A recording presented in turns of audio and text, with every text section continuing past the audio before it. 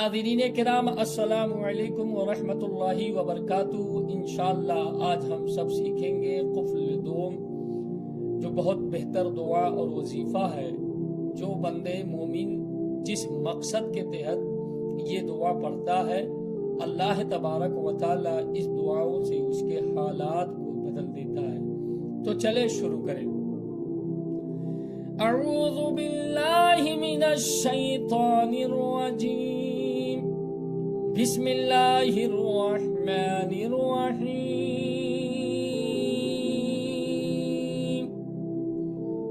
بسم اللہ الخالق العلیم، بسم اللہ الخالق العلیم، الذی لیس کمثلہ شیء وهو الفتاح العلیم، الذی لیس کمثلہ شیء وهو الفتاح العلیم، برحمتک یا ارحم الراحمین،